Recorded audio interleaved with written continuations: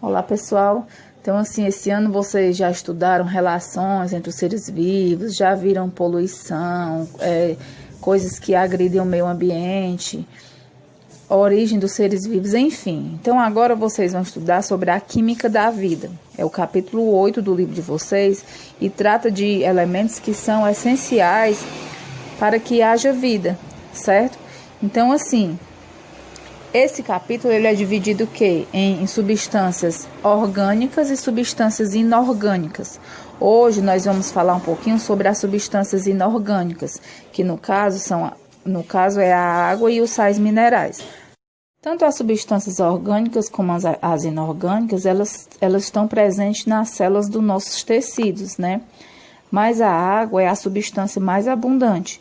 Então, assim, essa água tanto é a substância mais abundante dentro do nosso corpo, como fora do nosso corpo também, certo?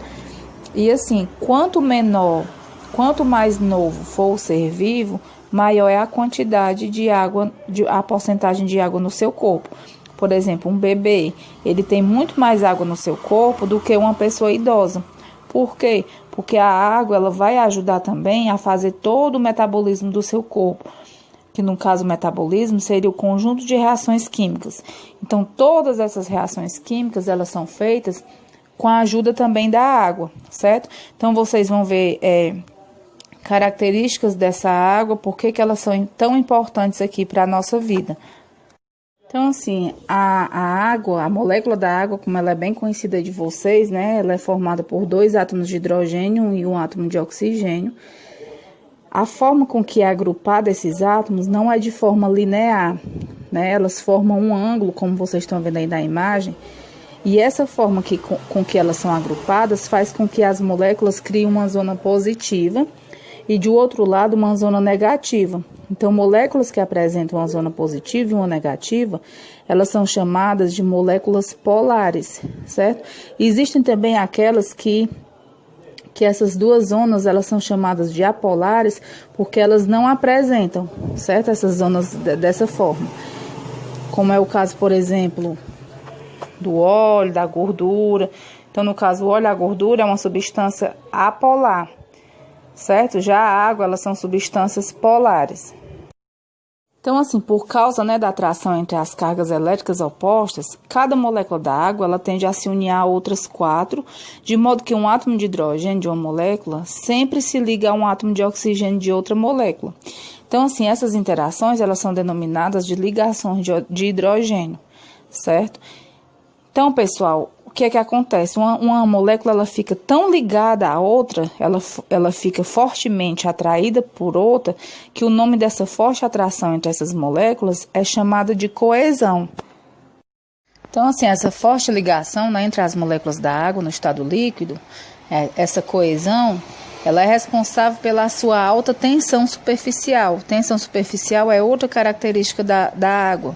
Então, é devido a essa propriedade que certos insetos e pequenos animais, eles conseguem pousar e até mesmo andar sobre a água parada, né? Como vocês podem ver, eles conseguem andar sem afundar. Até mesmo quando tem uma gotinha, né? Tem a torneira pingando, a gente vê a gota no formato bem direitinho, por causa dessa propriedade aí da água.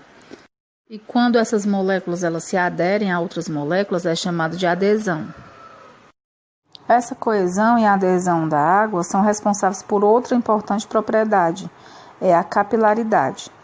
A capilaridade é um dos fatores pelos quais, né, as plantas elas conseguem transportar a água que retira do solo até as folhas. Então, assim, para vocês entenderem, por exemplo, como é que essa água lá do solo ela consegue chegar às folhas no ápice de uma planta, né? Se não fosse a capilaridade, não teria como essa água subir, não teria como essa água ser sugada. Então, outra característica da água é a capilaridade. Mais uma propriedade é o calor específico, né? O calor específico da água só é menor do que o da amônia. Então, o que seria esse calor específico? É a quantidade de calor necessária para elevar em 1 grau Celsius a temperatura de 1 grama dessa substância, certo? Por isso que aí você percebe, por exemplo, uma água, ela ferve muito mais rápido do que um leite, né? Por quê? Porque eles têm temperaturas diferentes, calor específicos distintos. Para finalizar as características, né? Hidrofílicas são aquelas substâncias que se dissolvem na água, hidrofóbicas as que não se dissolvem na água.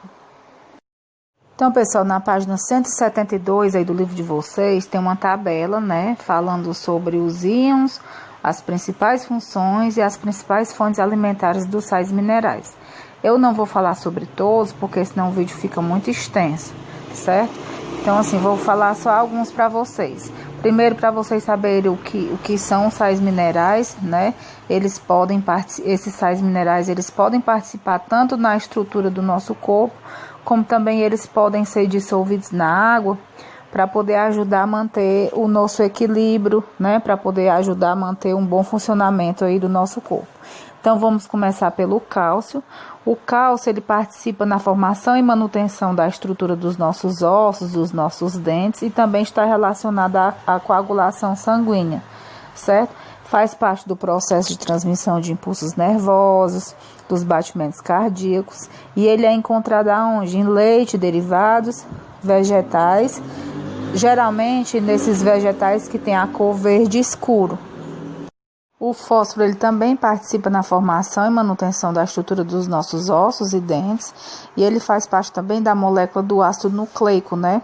E uma substância que atua na célula como reserva de energia, que no caso é o ATP. Ele é encontrado em leite, derivados, carnes, aves, peixes, cereais e legumes.